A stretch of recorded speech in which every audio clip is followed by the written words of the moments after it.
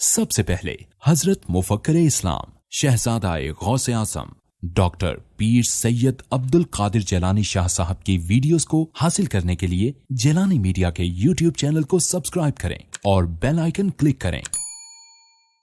Videos اچھی لگے تو تھمز اپ دیں۔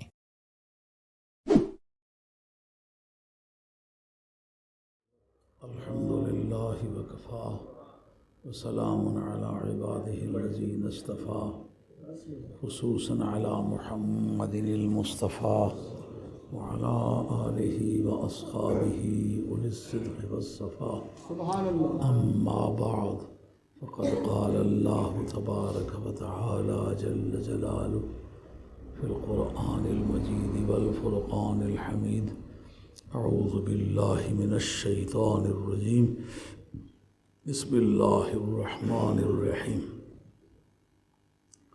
انما یرید اللہ لیذہب عنکم الرجس اہل البیت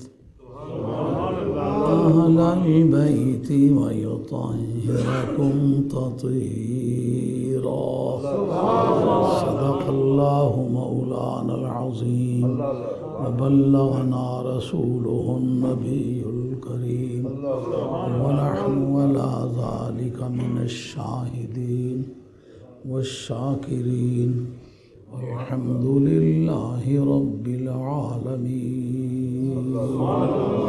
الصلاة والسلام علیک یا سیدی یا رسول اللہ وعلی آلک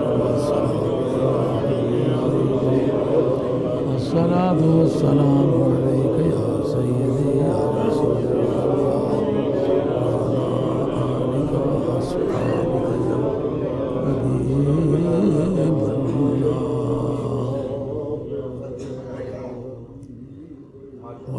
اگر آپ سامنے تشریف لا سکیں قاری محمد شفیع صاحب بریڈ فورڈ والے کہیں چلے گئے؟ اچھا مولانا سامنے آئے۔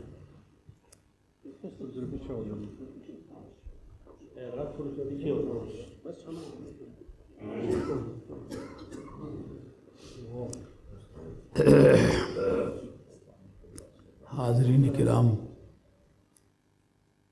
اس وقت اس مجلس میں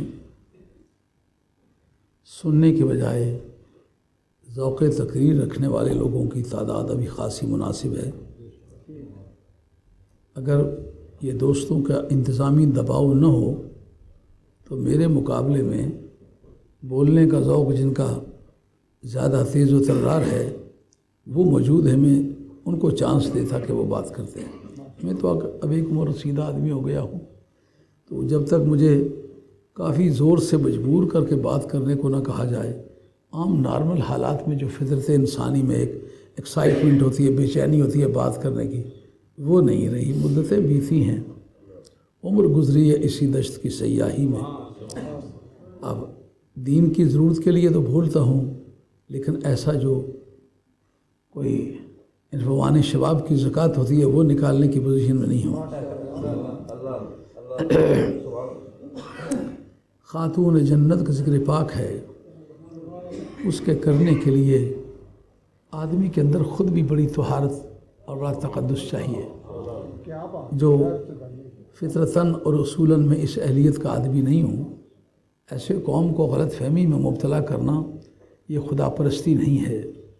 میں عاجزی کے طور پر، انکساری کے طور پر یہ جملے نہیں بول رہا ہوں، واقعتاً میں سمجھتا ہوں خاتون جنت کا ذکر پاک اس کی اہلیت رکھنے والے لوگوں میں سے میں نہیں ہوں۔ اس خاندان میں اللہ نے پیدا کیا، یہ اس کا کرم ہے، فضل الہی ہے، اور آپ لوگوں نے اس کے لیے مجھے پابند کیا ہے، یہ آپ لوگوں کی عنایت ہے کہ آپ نے اس کام کے لیے مجھے چنا ہے۔ اگر نہ انصاف سے میں اپنے گریبان میں منہ ڈال کے دیکھوں تو میں اس پوزیشن میں نہیں ہوں کہ خاتون جنت کا ذکر بھرپور طریقے سے کرنے کی جسارت کر پاؤں۔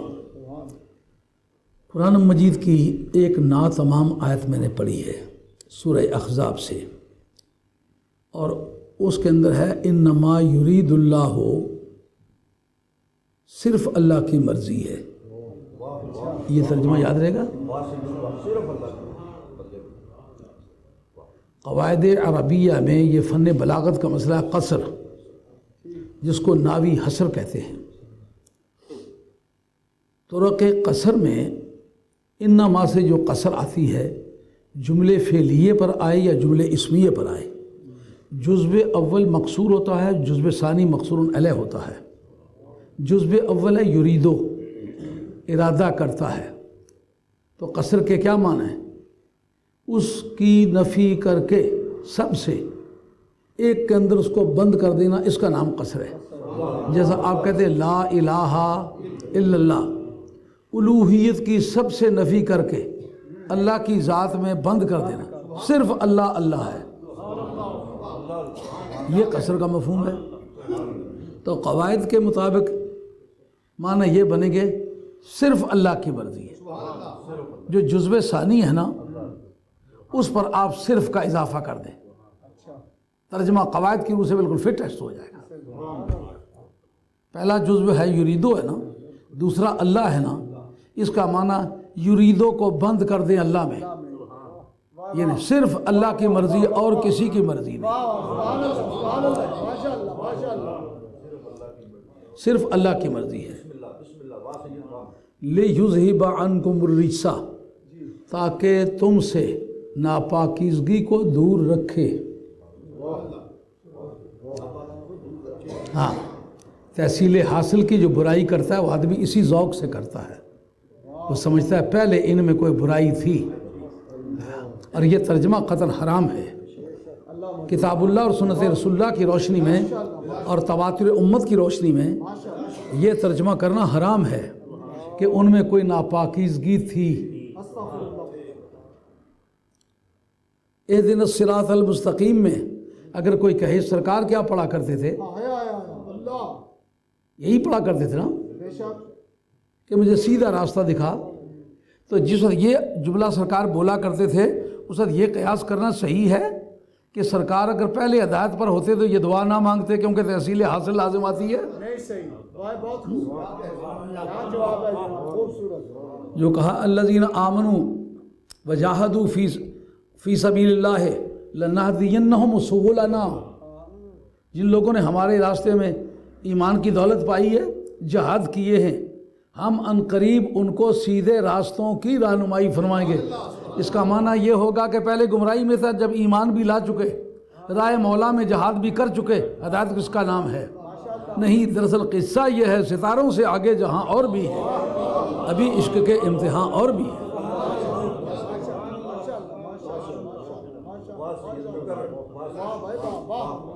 یہ بات سمجھنے کی ہے۔ اگر طہارت کے آگے مدارج نہ ہوتے نا تو پھر یہ کہنا صحیح تھا۔ اگر کسی کی یہ سوچ ہے کہ آل بیت کے دماغوں میں تکبر کے بت تھے، ان کو دور کرنے کے لیے انتہائی ادب سے یہ عرض کروں گا، یہ اتنی جرأت بے جا ہے۔ کبھی حضور کردگار جب یہ جملہ اس کا پیش ہوگا کہ اس آدمی نے یہ کہا تھا کہ آل بیت کے دماغوں میں تکبر کے بت تھے، پہلے مخاطب اس کا آل بیت کا ہے کون؟ حضور کی ذات پاک۔ حضور فرمایا نحن آل بیت فلا یقاس بنا احد۔ حضرت انس رضی اللہ عنہ کی روایت ہے، علامہ دہلوی کی مسند الفردوس کے اندر ہے، ہم جو آل بیت ہیں، سرکار نے اپنے آپ کو ہم کہا نحن آل بیت فلا یقاس بنا احد، ہم آل بیت ہیں، ہمارے جیسا کسی کو نہیں سمجھا جا سکتا۔ قاسا یقیسو، اس کا اگر صلہ با واقع ہو تو برابری کے معنی دیتا ہے۔ کس میں صوبی، کس حاضر صوبہ پہ صوبی، اس کپڑے کو میرے کپڑے کے برابر کر لو۔ قاسا یقیسو کے ساتھ با استعمال ہو، برابری کے معنی دیتا ہے۔ نحن آل بیت فلا یقاسنا بنا احد، ہم جو آل بیت ہیں ہمارے برابر کسی کو نہیں سمجھا جا سکتا، حدیث مرفوع ہے۔ تو اب پہلا مخاطب سرکار ہوں، دوسرا مخاطب خاتون جنت حیدر کرار حسن و حسین ہوں، خاتون جنت نے کفر دیکھا ہی نہ ہو، حیدر کرار نے کعبے میں ولادت پائی ہو، حسن و حسین نے نبی پاک علیہ السلام کی گود میں آنکھیں کھولی ہوں، وہ کون تھا جس کے دماغ میں کفر کے تکبر کے بت تھے؟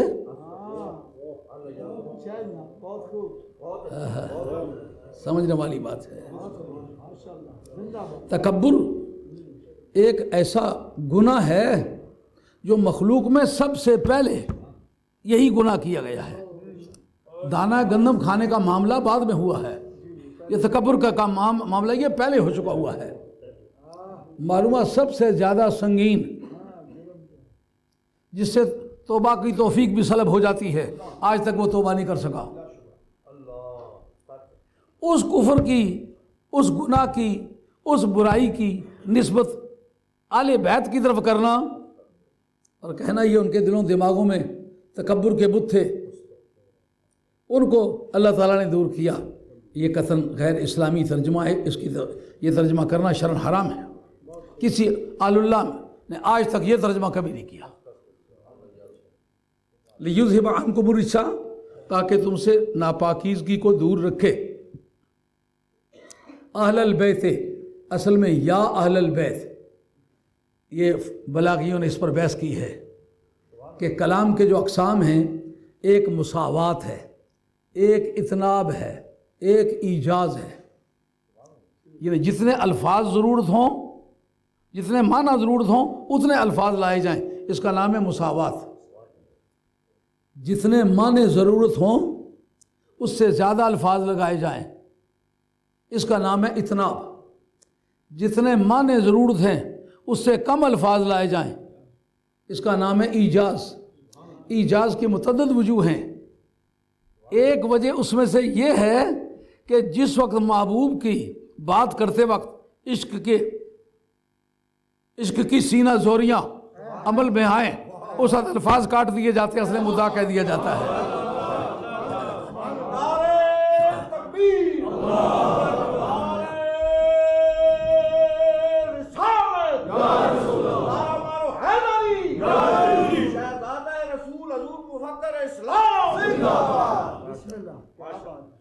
جب توسن ذوق بدلگام ہو جائے اس وقت کوئی لفظ ضروری جو ہوتے ہیں وہ رہ جاتے ہیں۔ یا اہل البیت، اعراب یا کا باقی رکھا، یا کو حذف کر دیا۔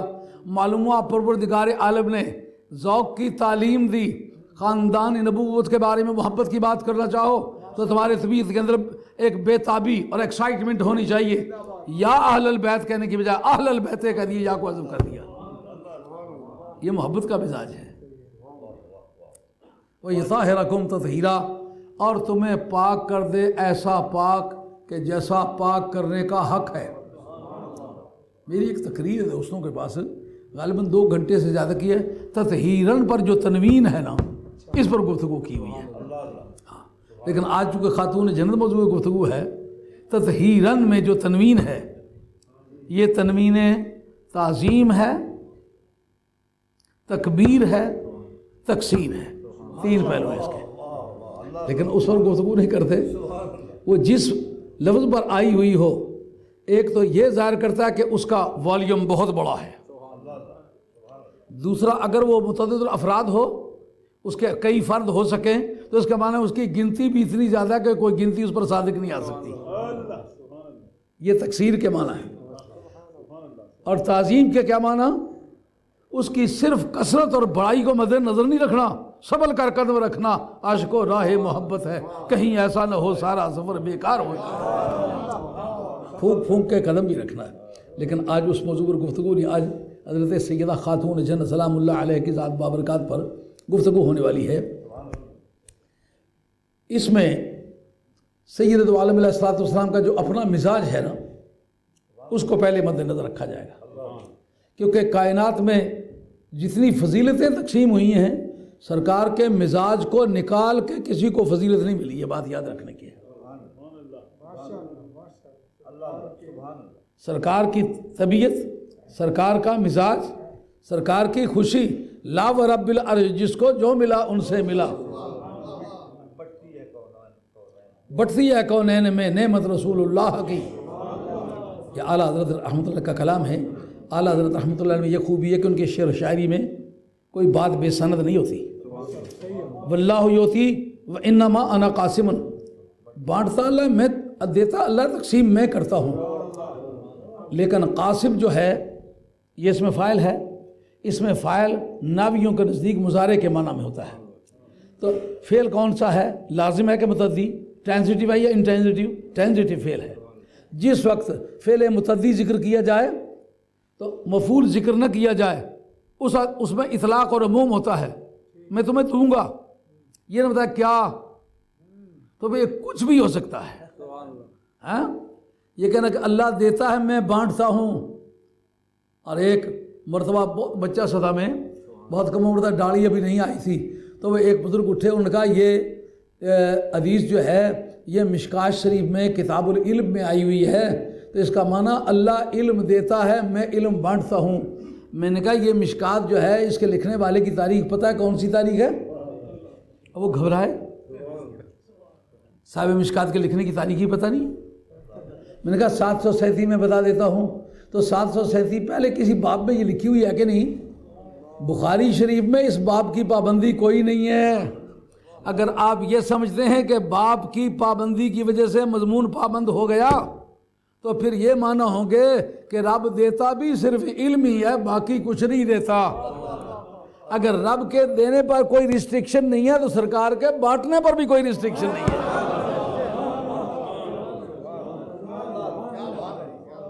اور جو آپ کے قواعد اصول ہیں وہ میری بات کی حمایت کریں گے. کہتے ہیں فعل متعدی کا مفعول ذکر نہ کیا جائے تو عموم بھی ہوتا ہے، اطلاق بھی ہوتا ہے. عموم ہوتا ہے افراد میں، اطلاق ہوتا ہے صفات میں. نہ کسی صفت کی پابندی ہے نہ گنتی کی پابندی ہے. کتنا اور کیا، نہ کیا کی پابندی نہ کتنی کی پابندی. یعنی جو چیز رب دیتا ہے نا، بانٹنے کا کام میں کرتا ہوں. آج 4-5 دن یا 6 دنوں میں ٹی وی پر تقریر کرتے ہوئے یہ بات وہاں وہ ڈیجیٹل بھی میں نے یہ بات کہی ہے کہ ہاں، اور یہ میرا استدلال ہے. انشاءاللہ کوئی اس کا جواب نہیں لا سکے گا، اور اگر جواب لائے گا تو حاضری دوں گا انشاءاللہ. مجھے یہ تو پتہ ہے نا کہ میں مولوی برادری کا آدمی نہیں کو میرا صرفہ کرے گا. سیدوں کا صرفہ پہلے بھی کسی نے نہیں کیا. مجھے کربلا کا دن یاد آتا ہے، او یزیدیوں تم کتنے بھی برے ہو مگر تمہاری یہ سوچ ہے حسین کے ہوتے ہوئے امامت ہم نہیں کرائیں گے. قتل کر دیا ہے مگر یہ بات تم نے مانی ہے کہ امام آل بیت ہے. انی جاعلک للناس اماما، ابراہیم میں تجھے امام بنانے والا ہوں. سرکار کہتے ہیں انا امام المرسلین ولا فخرا، میں رسولوں کا امام ہوں پر فخر نہیں کرتا. یا رسول اللہ بات تو فخر والی ہے، کرتے کیوں نہیں؟ جس نے مردے زندہ کیے پیچھے کھڑا ہے، آپ آگے کھڑے، بات فخر والی تو ہے، کرتے کیوں نہیں؟ جس نے نار کو ٹھوکر مار کے گلزار میں بدل دیا وہ پیچھے کھڑا ہے، آپ آگے کھڑے، بات فخر والی تو ہے، کرتے کیوں نہیں؟ ہاں؟ اور جس آدمی نے لاٹھی مار کے سمندر کے 2 ٹکڑے کر دیے وہ پیچھے کھڑا ہے، آپ آگے کھڑے، بات فخر والی تو ہے، کرتے کیوں نہیں؟ حضرت ملا علی قاری تیری قبر پر خدا کی رحمت کے ڈھونگرے برسیں. کیا خوبصورت بات کہی. کہا دراصل شبہ یہ گزرا کہ نبیوں کا امام بن گیا ہے، یہ بات باعث فخر ہے، لیکن سرکار نے یہ باور کرانا چاہا یہ میرے لیے مقام فخر نہیں ہے کہ میں رسولوں کا امام بن جاؤں، یہ رسولوں کے لیے مقام فخر ہے کہ میرے جیسا امام بن جائے.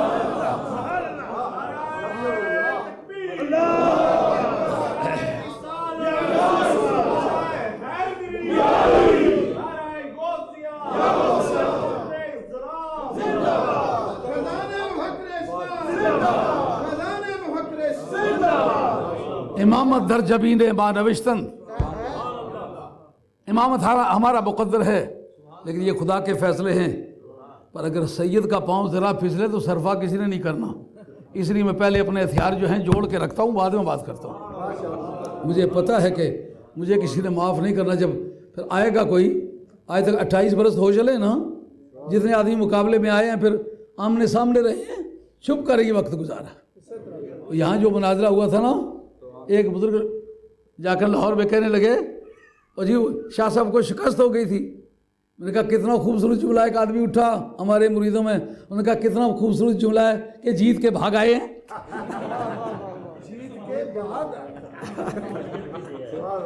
اتفاق سے دوسرے دن میری تقریر تھی. میں نے کہا یار اگر وہاں کا شیفیلڈ کا شعبہ ہے گھوڑا بھی حاضر ہے، میدان بھی حاضر ہے، آ جاؤ یہاں۔ تو آج تک جن لوگوں سے واسطہ پڑا ہے پھر سامنے آنے کی جسارت کسی نے نہیں کی۔ اللہ کا فضل ہے، دیکھ کے بات کرنے کا مزاج ہے۔ تو عرض کر رہا ہوں اس وقت کہ یہ جو ذکر چل رہا ہے اس میں سرکار دو عالم علیہ الصلوۃ والسلام کے لگاؤ کا بھی لحاظ رکھا جائے گا کہ کس کا کیا مرتبہ ہے۔ اب ایک بحث ہے اس جگہ کہ یہ آیت تطہیر جو ہے یہ کس کی شان میں نازل ہوئی ہے۔ مذہب ہے اس پر تین، دیکھتے ہیں دلائل کس کے پاس ہے۔ مذہب تین ہے، ہمارے خلاف ایک بھی نہیں جاتا۔ مثلا ایک مذہب ہے کہ یہ صرف ازواج مطہرات کے بارے میں نازل ہوئی ہے، وہ ہماری مائیں ہیں، اگر ان کو عزت ملے ہمیں کوئی نقصان نہیں۔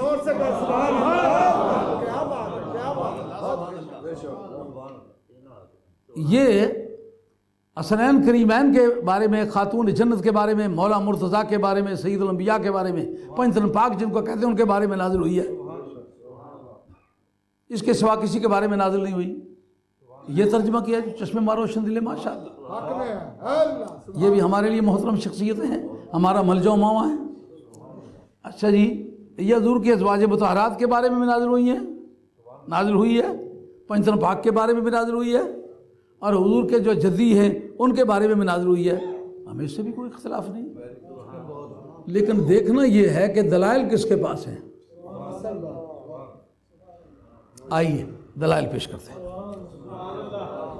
جس طرح کے علم حدیث کے اندر سب سے معتبر کتاب بخاری ہے، فن تفسیر میں سب سے زیادہ معتبر تفسیر ابن جریر ہے، جس کا نام تفسیر طبری ہے۔ اور یہ بات صرف ہماری کتابوں نے نہیں لکھی بلکہ ابن تیمیہ نے بھی لکھی ہے۔ یہ بات صرف ابن تیمیہ نے بھی نہیں لکھی، یہ ابن عبد الوہاب نجدی نے بھی لکھی ہے۔ یہ سارا ریکارڈ میرے پاس موجود ہے۔ مجھے تو اس وقت پتہ نہیں تھا ماحول وہاں کیسے بننے والا ہے، جاتے جاتے بات چل نکلی ہے۔ لیکن سب سے زیادہ معتبر تفسیر جس کو کہا جاتا ہے اس کا نام طبری ہے، اور خواجہ گولڈوی رحمۃ اللہ علیہ، پیر میر علی شاہ صاحب رحمۃ اللہ علیہ کی ذات پاک، ان کے کتب خانے میں طبری دیکھیے، آپ کے قلم کے نشانات اس پر لگے ہوئے۔ حالانکہ یہ چھپی 1905 میں ہے پہلی مرتبہ، اس سے بیشتر چھپی نہیں ہے۔ اس کے مسودے ہی پائے گئے، جا بجا پائے گئے، لوگوں نے مسودوں سے حوالے جات نقل کیے ہیں۔ میرے پاس الحمدللہ یہاں بھی اس کے 2 نسخے ہیں، دو ہونے کی وجہ یہ ہے، ایک کتاب منگوائی اس پر تصویر نشا پوری چڑھی ہوئی ہے تو آیتیں تلاش کرنے میں دقت ہوتی ہے، پھر دوسری نمبروں والی منگوائی جس میں صرف طبری ہے تو اس میں تلاش کرنے میں دقت نہیں ہوتی۔ لیکن میری کوئی طبیعت اس طرح کی ہے، میں ضد سے وہی پاس رکھتا ہوں جس کے اندر نمبر نہیں لگے ہوئے، اور محنت مشقت سے تلاش کرتا ہوں تاکہ ذوق جستجو بڑھے، تا فضائیت لذت پیکار رہا۔ تو اس وقت میرے پاس یہ طبری ہے، اور طبری شریف کے اندر آیت تطہیر یہ پارہ نمبر 21 ہے، اور اس کا جو صفحہ نمبر ہے 5 سے 7 تک ہے۔ دیکھنا دلائل کس کے پاس ہے۔ جنہوں نے یہ کہا ہے کہ صرف ازواج مطہرات مراد ہیں، اس میں صرف ایک شخص ہے جس کا نام ہے اکرمہ۔ کون ہے؟ حروری۔ کس نے لکھا ہے؟ امام جلال الدین سیوطی نے لکھا ہے۔ امام جلال الدین سیوطی، آپ کی کتاب تدریب الراوی شرح تقریب النواوی، علم المصطلح کی کتاب ہے، اس کے اندر بتلایا حروری۔ حروری کا لفظ آپ کو مجبوری کے وزن پر نظر آتا ہوگا، آپ نے شاید نہیں سنا ہوگا۔ حرورہ اس جگہ کا نام ہے جہاں حضرت حیدر کرار کے مخالفین نے پہلی مرتبہ بیٹھ کے حضرت حیدر کرار کو معاذ اللہ کافر کہا تھا۔ یہ 18,000 مولانا لوگ تھے، پڑھے لکھے، ہاں قراء حضرات ان کو کہتے ہیں۔ یہ جیسے آج کے دور میں مولوی صاحب چل نکلا ہے عالم کے لیے، یا علماء چل نکلا ہے، اس دور میں صحابہ کے لیے علماء یا مولوی صاحب کا لفظ نہیں استعمال ہوتا تھا، قاری استعمال ہوتا تھا۔ قاری کا معنی یہ نہیں ہوتا تھا کہ قرآن مجید کو بہت اچھی طرح سے پڑھنے والا، بلکہ اس کے معنی قرآن مجید کو بھی بہت اچھی سے پڑھتا ہے، فقیہ بھی ہے، قانون دان بھی ہے، یہ قرات بھی جانتا ہے، فن تفسیر بھی جانتا ہے۔ جو کہا گیا نا کہ جنگ یمامہ میں اتنے قراء شہید ہوئے، اس سے مراد علماء صحابہ شہید ہوئے، یہ مطلب تھا۔ تو یہ قراء مانے جاتے تھے۔ 18,000 قراء نے مل کے جس جگہ کوفے کے پاس بیٹھ کے فیصلہ کیا تھا، کیوں فیصلہ کیا تھا؟ جناب حیدر کرار نے جناب امیر معاویہ رضی اللہ عنہ کی پیشکش پر کہ چلو زبانی بات چیت کے ذریعے سے مسئلہ حل کرتے ہیں، اس سے کچھ تو خون ہو رہا ہے، یہ ملت کا نقصان ہے۔ تو بہادر آدمی لچک دینے میں کوئی دیر نہیں کرتا۔ انہوں نے کہا میں علی ہوں، جس میدان میں بھی کوئی للکارے گا حاضر ہوں۔ اگر بات چیت کے ذریعے سے مسئلہ حل ہو سکتا ہے تو اس سے اب یہ رسول ہے، مجھے اس سے کوئی اختلاف نہیں۔ حضرت حیدر کرار کی فراخ دلی کا اندازہ کیجئے۔ جن لوگوں کو امید تھی کہ میدان تو حضرت علی نے مار لیا ہوا ہے، اب فٹافٹ حکومت بنے گی، ہم وزراء بنیں گے، گورنر بنیں گے، ہمیں عہدے ملیں گے، ان کی توقعات کو آزار پہنچا۔ انہوں نے 18,000 کی تعداد میں حرورہ کے مقام پر بیٹھ کے، قواعد کے مطابق حرورہ کسی اسم کے آخر میں الف ممدودہ ہو تو یائے نسبت لگاتے وقت اس حمزے کو واو سے بدلنا چاہیے، حروراوی پڑھنا چاہیے، لیکن کثرت استعمال میں غلط العام کے طور پر نہیں، غلط العلماء کے طور پر اس کا نام حروری بن گیا۔ یہ وہ لوگ ہیں شاری، ناسبی، خارجی، حروری، ان چاروں کے معنی ایک ہے، یعنی بغض آل بیت رکھنے والے، آل بیت سے دشمنی رکھنے والے، آل بیت کو تبرہ بھیجنے والے، آل بیت کے فضائل کو روکنے والے، آل بیت کے مخالف کوئی طاقت ابھرے تو اس کا جھنڈا اٹھا کے چلنے والے، یہ چاروں طبقے اس طبقے کے ساتھ تعلق رکھتے ہیں۔ ان میں سے ایک شخص ہے، یہ اپنے آپ کو حضرت عبداللہ ابن عباس رضی اللہ تعالیٰ عنہ کا شاگرد کہتا ہے، اور واقعی شاگرد تو ہے۔ جو یہ مشہور ہے کہ حضرت عبداللہ ابن عباس اس رائے کے مالک تھے، یہ قطعاً غلط ہے۔ اس آدمی کی یہ رائے ہے، اور یہ کیسا آدمی ہے؟ شذرات الزہب کے اندر ابن عماد حنبلی نے لکھا ہے کہ حضرت عبداللہ ابن عباس کے ایک صاحبزادے تھے جن کا نام محمد تھا، وہ ایسے کرتے تھے کہ ٹائلٹ کے سامنے اس کو باندھا ہوا تھا، جب ٹائلٹ کے اندر جاتے تو بھی اس کو 2 جوتے مار کے جاتے، جب واپس آتے تو بھی جوتے مار کے جاتے۔ کسی دوست نے دیکھا ان کو مارتے ہوئے، انہوں نے کہا تم غلاموں کی پٹائی اس طرح کرتے ہو؟ انہوں نے کہا ہم کبھی ایسا نہیں کرتے، یہ ہم مجبوراً کرتے ہیں، یہ میرے باپ کے بارے میں جھوٹی باتیں پھیلاتا ہے، جن کے گھر رہتا ہے وہ اس کو جھوٹا کہتے ہیں۔ اگرچہ کچھ محدثین نے اس کی حمایت کی ہے کہ خارجی صحیح پر بات اس کی معتبر ہے۔ یہ بڑی تکلیف دہ بات ہے کہ اس کا حضرت علی کو تبرہ بھیجتا ہے پر بندہ ٹھیک ہے۔ میں تو اس سے زیادہ جسارت نہیں کروں گا، مگر اس سائٹ پر ایک آدمی ہے جس کا یہ قول ہے، اور وہ کہتا کیا؟ یہ کہتا ہے کہ حضرت عبداللہ ابن عباس نے کہا، نہیں وہ یہ نہیں کہتا۔ کیا وہ کہتا ہے کہ میرے پاس کوئی حدیث ہے؟ کہتا ہے حدیث نہیں ہے، یہ ازواج مطہرات کے بارے میں نازل ہوئی ہے، وہ تجھ پر وہی نازل ہوئی ہے، سرکار نے یہ بات بتلائی ہے، ائمہ آل بیت میں سے کسی نے بات بتلائی ہے، حضور کے خلفائے راشدین میں سے کسی نے یہ بات بتلائی ہے؟ کوئی روایت تیرے پاس حدیث کی مرفوع یا منقطع یا مقطوع یا موقوف کوئی بھی روایت تیرے پاس موجود ہے؟ ہرگز کوئی روایت نہیں۔ ابھی میں پیش کرتا ہوں۔ اچھا، پھر یہ فیصلہ کس طرح ہو گیا کہ جناب یہ ازواج مطہرات کے بارے میں نازل ہوئی؟ میں پہلے کہہ چکا ہوں ازواج مطہرات نبی کریم ہماری مائیں ہیں، ان کے سارے سر پر تاج سروری ہو، بادشاہوں کے تاج ان کے جوتوں میں ہوں، چشمے ماروشن دلے ماشادہ ہماری مائیں، ہمیں کیا اختلاف ہے؟ لیکن ثبوت کے طور پر دیکھنا، ثبوت کیا ہے؟ اکیلا آدمی ہے، ابھی بھی کتاب میرے ہاتھ میں ہے، میں پڑھتا ہوں وہ ساری عبارات جو اس بارے میں ہیں، لیکن پہلے آپ کو بریف کر لوں کہ عبارت عربی کی پڑھوں گا تو سمجھنے میں دقت ہوگی۔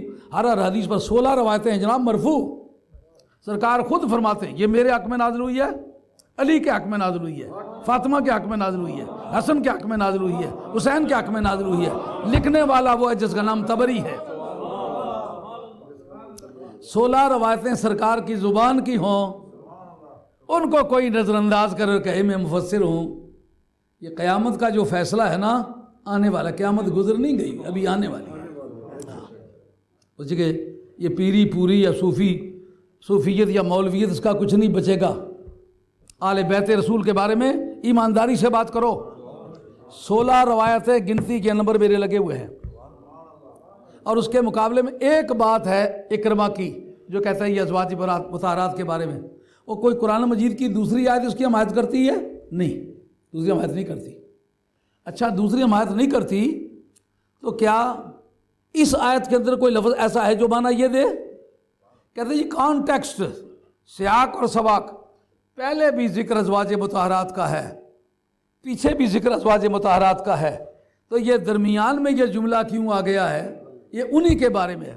ہم یہ کہتے ہیں کہ ان کے اندر یا نساء النبی لستن کاحد من النساء، جتنے سیغے سارے عورت کے لیے جمع مؤنث مخاطبات کے سیغے ہیں، کرنا فی بیوتکن واذکرنا ما یتلی فی بیوتکن، یہ سارے کننا تننا یہ سب عورتوں کے لیے ہیں، لیکن جب یہ کہا انما یرید اللہ لیذھب عنکم، یہ جمع مذکر مخاطبین کے لیے ہے، تو ازواج مطہرات جمع مذکر مخاطبین تو نہیں ہے، وہ حسن ملے تو ہوتا ہے، حسین ملے تو ہوتا ہے، علی ملے تو ہوتا ہے، مدینے والا شامل ہو تو ملا ہے۔ رہ جاتی ہے بات سیاق و سباق کی۔ مولانا میں اگر آپ سے پوچھوں کہ فن تفسیر میں سیاق و سباق ان واجبات تفسیر میں سے ہے کہ جس کو نظر انداز نہیں کیا جا سکتا؟ ہرگز نہیں ہے۔ یہ کس نے لکھی ہے؟ دور کی بات نہ جاؤ، خواجہ خواجگان سید السادات پیر میر علی شاہ صاحب گولڈوی رحمۃ اللہ علیہ التصفیہ ما بین سنی و شیعہ، اس کے اندر لکھا ہے، اور انہوں نے متعدد مثالیں پیش کی ہیں۔ ان میں سے ایک مثال حضرت نے یہ پیش کی ہے، لا اقسم بمواقع النجوم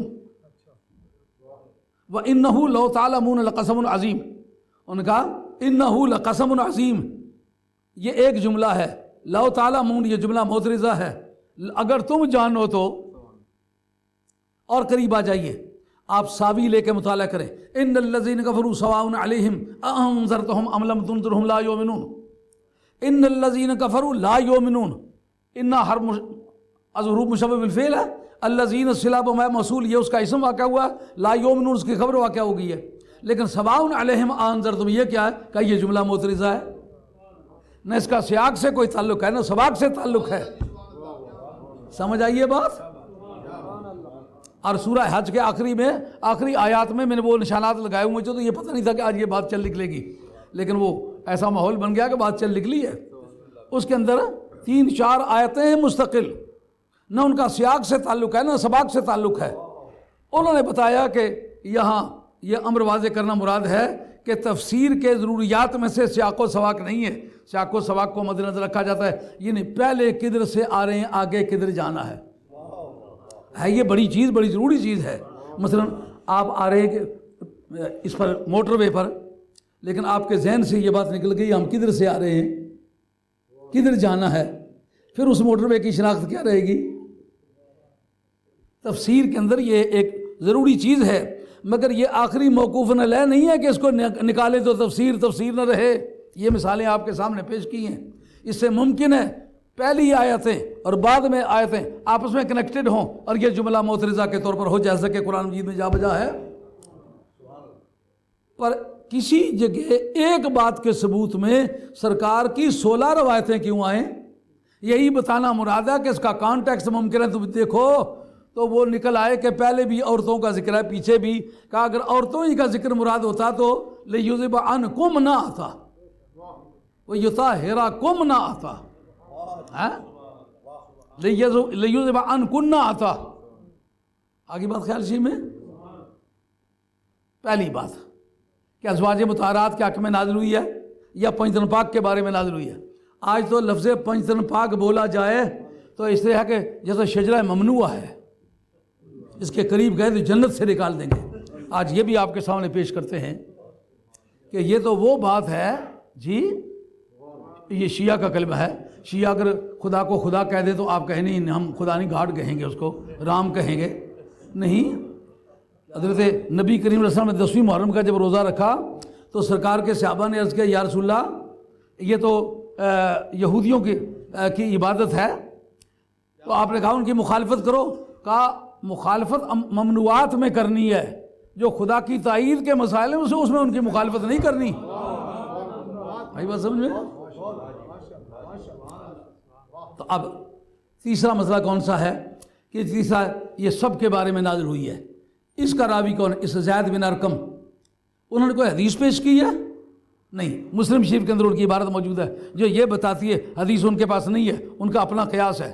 लेकिन वो कहते हैं कि बीवी को तलाक दे दी जाए तो वापस वारसों के पास चली जाती, तरदीद कर दी।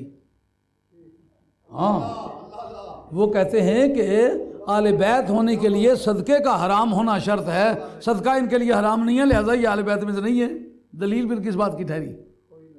आई बात ख्याल में? अब लीजिए वो आयत, वो रवायात में आपकी खिदमत आलिया में पेश करता हूँ। आप जब तक मैं हवाला तलाश करता हूँ आप दुरूद पढ़े। अस्सलातु वस्सलामु अलैका या सय्यदी या रसूल अल्लाह व अला आलिका व अस्हाबिका या हबीब अल्लाह। अस्सलातु वस्सलामु अलैका या सय्यदी या रसूल अल्लाह व अला आलिका व अस्हाबिका या हबीब अल्लाह। अस्सलातु वस्सलामु अलैका या सय्यदी या रसूल अल्लाह व अला आलिका व अस्हाबिका या हबीब अल्लाह। अस्सलातु वस्सलामु अलैका या सय्यदी या रसूल अल्लाह व अला आलिका व अस्हाबिका या हबीब अल्लाह। अस्सलातु वस्सलामु अलैका या सय्यदी या रसूल अल्लाह व अला आलिका व अस्हाबिका या हबीब अल्लाह। अस्सलातु वस्सलामु अलैका या सय्यदी या रसूल अल्लाह व अला आलिका व अस्हाबिका या हबीब अल्लाह। लीजिए, इस जगह मैंने आपके सामने आयत ततहीर की तफसीर में कहा है कि हज़रत नबी करीम अलैहि सल्लम से 16 रवायतें मरफू मौजूद हैं जो ये बताती हैं कि ये किसके हक़ में नाज़िल हुई है। अब पहली रवायत सुनिए। इन्नमा युरीदुल्लाहु लियुज़हिब अन्कुम रिज्सा बैति व युत्हिरकुम तत्हीरा। यक़ूलु इन्नमा युरीदुल्लाहु लियुज़हिब अन्कुम सुआ वल फ़हशा या अहल बैत मुहम्मद व युत्हिरकुम मिन अद-दनसिल्लज़ी यकूनु फ़ी आल मआसी मासिल्लाह तत्हीरा व बिना बिल्लज़ी कुलना फ़ी ज़ालिका क़ाला आलु तावील। ये जो आयत हमने पेश की है, लफ्ज़ तफसीर ये 200 बरस बाद इस्तेमाल होना शुरू हुआ है, नहीं तो कुरान मजीद का ला याअलमु तावीलहु इल्लल्लाह। लफ्ज़ तफसीर के लिए कुरान मजीद के जो माहिरीन हैं सरकार के सहाबा में या बाद के लोग उनको आलु तावील कहते हैं, तफसीर वाले लोग, क्योंकि कुरान मजीद का ला याअलमु तावीलहु इल्लल्लाह, उनकी तफसीर कोई नहीं जानता सिवाय अल्लाह के।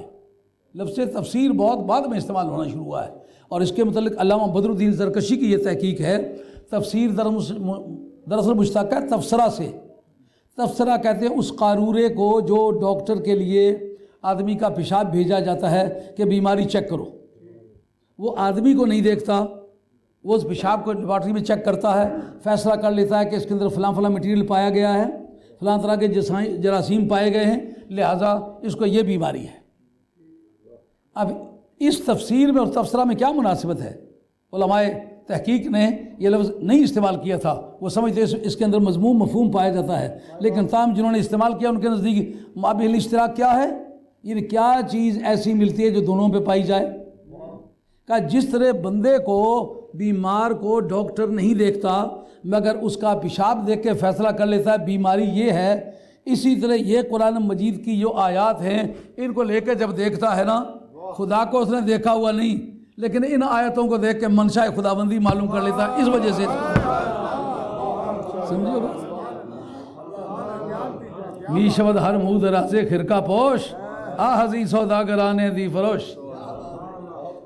बाल लंबे करना कोई हिकमत का काम नहीं, 4 दिन नाई से राब्ता करना किया जाए तो खुदा के बाद दुनिया में अगर कोई है तो नाई है। बेजाद लखनवी का कलाम है, खुदा के बाद दुनिया में अगर कोई है तो नाई है, बिला तखसीस जिसके सामने सब सर झुकाते हैं। और लंबा कुर्ता भी बाज़ार से मिलता है, ये कोई एजुकेशन का सर्टिफिकेट नहीं है। हाँ, बात समझ में आई है? फ़न तफसीर में लफ्ज़ तफसीर किस तरह इस्तेमाल हुआ? अब इसलिए कहते हैं आले तावील। आले तावील ने क्या कहा है? हदसना बिशर क़ाला हदसना यज़ीद क़ाला हदसना सईद अन क़तादा इन्नमा युरीदुल्लाहु लियुज़हिब अन्कुम रिज्सा अहल बैति व युत्हिरकुम तत्हीरा मिन अस्सूए व ख़स्सहुम बिरहमतिही मिनहु। आगे ये पहले उसका मज़मून बताता है कि इसका माना क्या है। इसका माना ये है कि अल्लाह तबारक व तआला उनको हर चीज़ से पाक रखे और उनको ऐसी खुसूसियात से नवाजे जो कायनात में कहीं ना पाई गई हों। कल भी एक शख्स आके मुझे कहते मैं میں بھی قریشی ہاشمی ہوں. میں نے کہا یہ بات فخر سے نہ کہیں، ابو لہب کی ساری اولاد قریشی ہاشمی ہے. کہا قریشی ہونا بڑی شان ہے. میں نے کہا یزید بھی قریشی ہے، اس کے لیے سرکار سے تعلق ایک شرط ہے. کہیے واختلف اہل التاویل فی الذین انوب بقولہ اہل البیت. اس میں اختلاف ہوا اہل علم کا کہ اہل بیت سے مراد کون لیا گیا. مولانا اگر آپ میرے پاس تشریف لائیں، میں پڑھوں گا، آپ ایک نظر سے دیکھتے جائیں. ہیں چار پیڑاں پرا نال ہون تو بندے کی عزت ہونی. لیجئے واختلف اہل التاویل فی الذین انوب بقولہ اہل البیت. اہل البیت کے لفظ سے مراد کیا ہے، اس میں اہل علم نے اختلاف کیا. معلوم ہے یہ اختلاف آج کا نہیں، یہ اختلاف پیچھے سے چلا رہا ہے. فقال بعضهم انا به رسول اللہ صلی اللہ علیہ وسلم انیا به رسول اللہ صلی اللہ علیہ وسلم وعلی و فاطمہ والحسن والحسین رضوان اللہ علیہم اجمعین. کہا اس سے مراد حضور کی ذات ہے. اگر آپ یہاں پاس ہوتے تو اس کی کہتے جی ٹھیک اسی طرح ہے تو پھر تو زیادہ بات اچھی ہوتی نا. کہتے انیا به رسول اللہ صلی اللہ علیہ وسلم، اس سے سرکار مراد لیے گئے. اور کون؟ وعلی، اور علی مرتضیٰ مراد لیے گئے. وہ فاطمہ تو خاتون جنت مراد لی گئی ہیں. والحسن، اور امام حسن مراد لیے گئے. والحسین، امام حسین مراد لیے گئے. علیہ رضوان اللہ تعالیٰ مجمعین. ذکر من قال ذالک. اب ان کی فہرست ہم پیش کرنے لگے ہیں جنہوں نے یہ کہا ہے کہ اہل البیت سے مراد سرکار کی ذات ہے، علی کی ذات ہے، فاطمہ کی ذات ہے، حسن کی ذات ہے، حسین کی ذات ہے، علی نبینا و علیہم الصلاۃ والسلام. کہتے ہیں جنہوں نے یہ بات کی ہے ان کا ذکر من قال ذالک. جنہوں نے یہ بات کہی ہے اب ان کا ذکر کرنے لگے. اس جگہ بتاتے ہیں حدثنی محمد بن مسنہ قال حدثنا بکر بن یحییٰ بن زبان العنزی قال حدثنا مندل عن العامش عن عطیہ عن ابی سعید الخدری رضی اللہ تعالی عنہ قال قال رسول اللہ صلی اللہ علیہ وسلم نزلت هذه الآیۃ فی خمس. غلطی خمسن پڑھ گیا ہوں. جب اس کا معدود مذکر ہو تو یہ پھر عدد جو ہے نا ثلاثۃ سے لے کر کے عشرۃ تک مؤنث ہوتے ہیں. خمسۃ فی خمسۃ، یہ ایک بڑی مشکل ٹھہرتی ہے. عبارت پڑھے تو پردہ کچھ نہیں رہتا. یہ جو اردو کے گلچرے ہیں نا، کتابوں کی کتابیں لکھ ماری گپیں. ایک مرتبہ ہم لوگ فتح جنگ میں گئے، سنا کہ بڑا کتب خانہ 8-10 کمرے بھرے ہوئے ہیں. جب گئے تو دیکھا ایک سر سے دیکھنا شروع کر دی تو دوسرے سرے تک اردو ہی اردو. میں نے کہا یہ مولوی کا کتب خانہ تو نہیں، یہ تو کسی گلچرہ خان کا کتب خانہ ہے. دیکھا یہ لفظ فی خمسطن آئے گا، فی خمسن نہیں آئے گا، کیونکہ اس میں غلبہ مذکر کا ہے. علی مذکر ہیں، حسن مذکر ہیں، حسین مذکر ہیں، سرکار مذکر ہیں. تو جس وقت معدود مذکر ہو تو یہ عدد ثلاثۃ سے لے کر عشرۃ تک مؤنث آتا ہے. فی خمسطن یہ پردہ نہیں رہتا. دیکھا نا بڑے بڑے اکھاڑوں میں کہا یہ عبارت پڑھیں پڑھ کے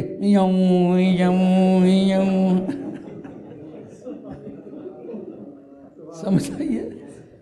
فیہ سرکار، یہ خود سرکار کے الفاظ. حدیث مرفوع ہے کہ نہیں جناب؟ فیہ میرے حق میں نازل ہوئی ہے.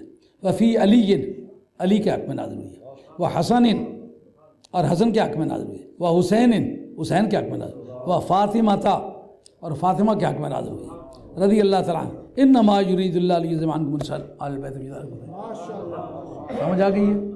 سرکار جب خود فرماتے ہیں یہ ہم پانچوں کے بارے میں نازل کی گئی ہے، اس میں کسی اور آدمی کی نمبرداری کی ضرورت ہے؟ آگے سنیے.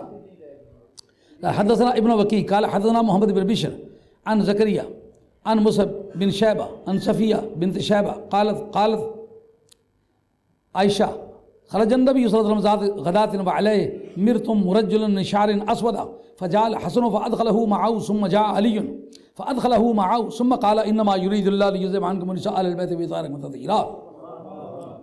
اچھا جناب، نازل ہونے کا فیصلہ اس وقت کیوں نہ اچھی طرح ہو گیا ہوگا جب پہلے چادر ڈالی ہوگی اور کہا مولا کریم ان سے ناپاکیزگی دور فرما، ان سے ناپاکیزگی کو دور رکھ، گناہوں کو ان سے دور رکھ.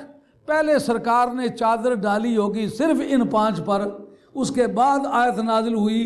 تو پھر سبب نزول کیا ہوا جناب؟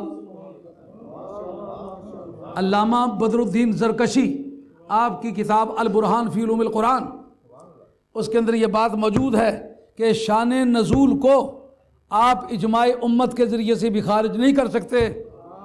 اب دنیا کے ایک سرے سے شروع ہو کر کے دوسرے سرے تک چلے جائیں، حضور کے دور سے لے کر کے قیامت کی صبح تک چلے جائیں، سارے مولانا اکٹھے ہوں کہیں علی کو بیچ میں نکالیں، نہیں نکال سکتے۔ حسین کو نکالو، نہیں نکال سکتے۔ فاطمہ کو نکالو، نہیں نکال سکتے۔ حسن کو نکالو، نہیں نکال سکتے ہو، اس لیے کہ سبب نزول وہ ہیں۔ راویہ کون ہیں؟ واہ، ام المومنین راویہ ہے۔ جس وقت کسی کے اپنے پرسنل رائٹس انفرنج ہو رہے ہوں، اپنے ذاتی حقوق زخمی ہو رہے ہوں، تو اس وقت کوئی سچی بات ہوگی تو وہ اس کو مانے گا، نہیں تو جھوٹی بات کو کبھی نہیں مانتا۔ نبی پاک علیہ السلام کی ازواج مطہرات میں سے اعلیٰ تعلیم یافتہ ام المومنین سیدہ عائشہ رضی اللہ عنہا کی ذات پاک ہے۔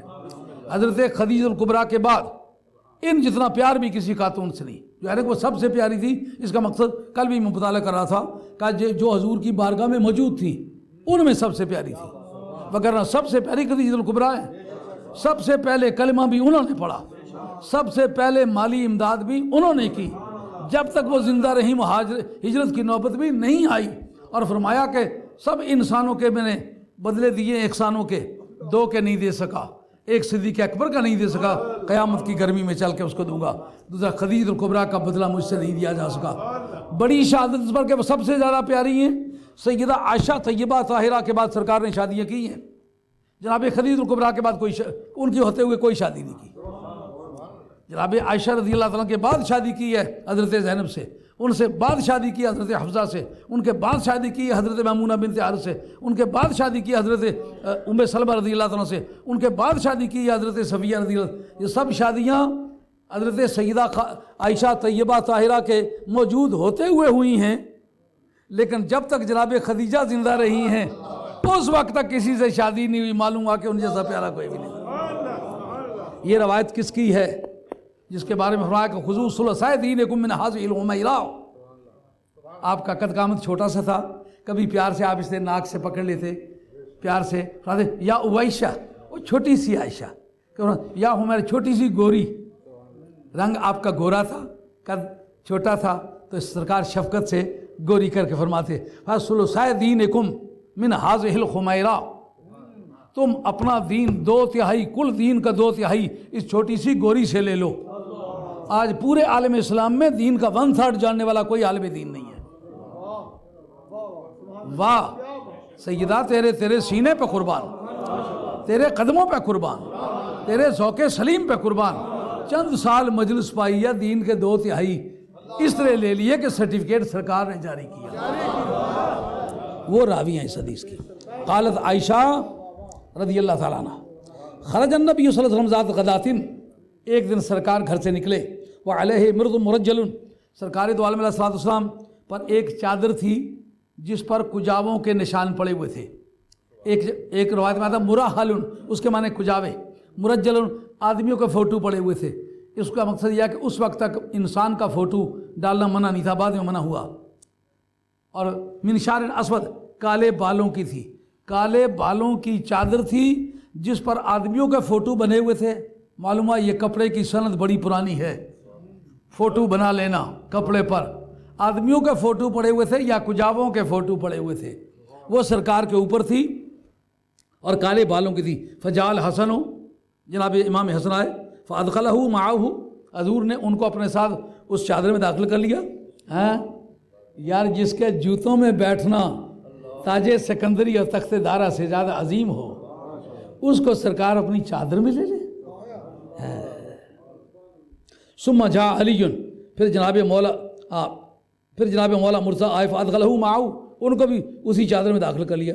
ثم قال انما یرید اللہ لیذهب عنکم الرجس اہل البیت بطارق، پہلے فجعل حسن فادخلہ معہ، حضرت حسن آئے ان کو داخل کیا، پھر علی مرزا ان کو داخل کیا۔ اس کے بعد سرکار نے فرمایا کہ انما یرید اللہ، یعنی آیت کے نازل ہونے سے پہلے فرمایا رب کے ارادے کا پتہ ہے کہ تم سے ناپاکیزگی کو رب دور رکھنا چاہتا ہے۔ اب کانٹیکسٹ کی بات تو اس وقت ہوگی جب نازل پہلے ہوتی، بعد میں تفسیر کی نوبت کیوں مولانا؟ سیاق و سباق کا جو بنیادی پرنسپل ہے اس کو، اس آیت کو اس جگہ رکھ کے ترجمہ تفسیر کرنا یہ اس وقت ہوگا جب پہلے آیت نازل ہو چکی ہے، بعد میں تفسیر ہو۔ اگر سرکار پہلے اس کا اعلان فرما چکے ہیں، سرکار کی تائید میں وہ نازل ہوئی ہے، تو سرکار اپنے گھرانے کے ذکر میں اس حصے کو بھی رکھ دیتے ہیں، تو یہ بات کہ سرکار کی ثواب دید ہے، پہلے قرآن مجید کے سیاق و سباق میں اس معنی کے لیے نازل نہیں ہوئی۔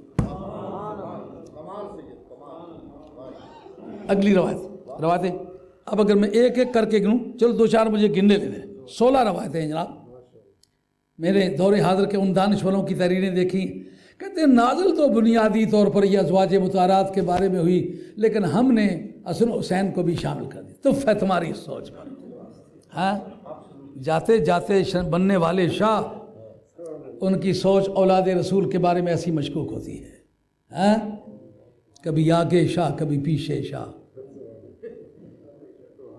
پوچھو یار یہ شاہ کیوں؟ کہا ہمارا یہ خاندانی ٹائٹل ہے۔ وہ جب تمہارے دادے کے ساتھ یہ خاندانی ٹائٹل نہیں، تمہارے ساتھ خاندانی ٹائٹل کیوں ہے؟ پر دادے کے ساتھ نہیں ہے، یہ کیسی سمگلنگ شروع کی ہوئی ہے۔ یہ گزشتہ سے جمعے پر بھی ایک بزرگ تشریف لے آئے تو ایک گاؤں کا نام لیا، پوچھا اس میں گرامی کیا ہے؟ سید فلاں شاہ، سید فلاں شاہ، سید فلاں شاہ۔ تو میں نے ان کو یہ کہا کہ آپ بہاولہ سکری ملتانی رحمۃ اللہ کی اولاد میں سے نہیں ہیں؟ ان کا ہاں۔ میں نے کہا وہ تو سید نہیں، آپ کس طرح سید ہیں؟ وہ تو قریشی اصلی ہے۔ ہاں، یہ 100 سید بننے کا جو ٹھرک ہے یہ بڑا موزی قسم کا شوق ہے۔ ہاں، آگے وہ کہتے ہیں یہ کوئی ہے تک کہ نازل تو ان کے بارے میں، یہ کیا حدیثیں کہہ رہی ہیں؟ کون کہہ رہا ہے؟ تبری کہہ رہا ہے۔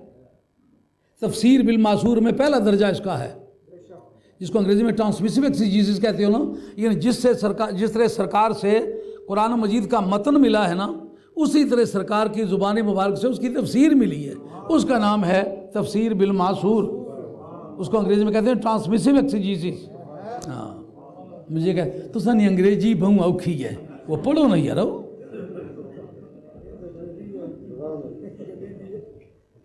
انس ان النبی صلی اللہ علیہ وسلم کانا یمر ببیت فاطمہ ستۃ اشہر کلما خرج الی الصلاۃ فیقول الصلاۃ علی البیت۔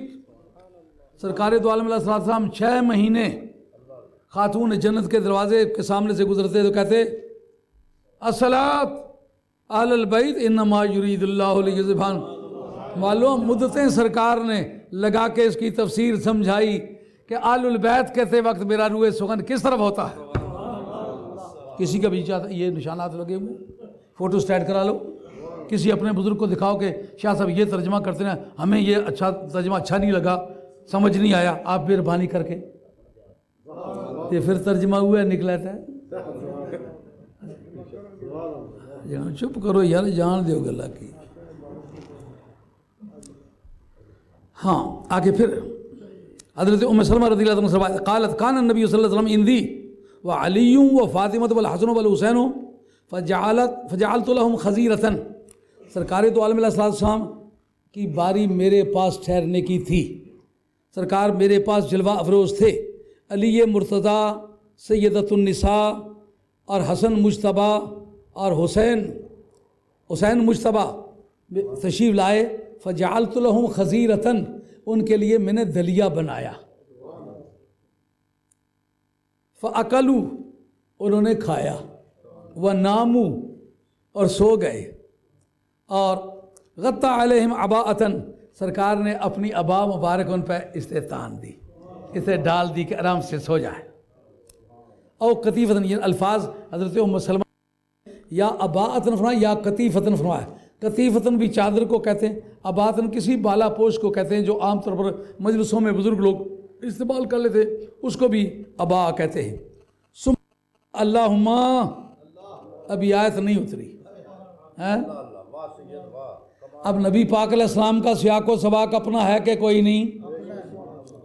اللہم ہاؤلائے آل بیتی، مولا کریم یہ میرے آل بیت۔ یاد ہے آپ کو میں نے سنی کانفرنس سالانہ کے موقع پر، تاجدار ختم نبوت کانفرنس کے موقع پر فن کی ایک کتاب پیش کی تھی، المنہاج الواضح، یاد ہے؟ مصر میں ماجسٹیر میں لگتی ہے وہ، یعنی ایم اے میں لگتی ہے وہ، تو میں نے پیش کی تھی کہ یہ بتاؤ کہ جس وقت مسند الیہ اس میں اشارہ ہو کیا مراد ہوتی ہے؟ کیوں لاتے ہیں مسند الیہ کو اس میں اشارہ کے ساتھ؟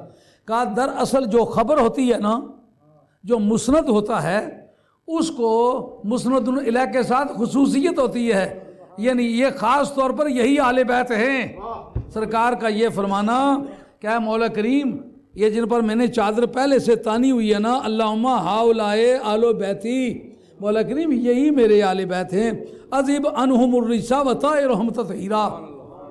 آیت پہلے نازل ہوتی، سرکار چادر بعد میں ڈالتے، تو پھر تو بات یہ تھی کہ وہ تفسیر کرتے اس کی۔ اب تو شان نزول ہے، نازل ان کے بارے میں ہوئی ہے، اب کیا کہو گے؟ آگے آئیے۔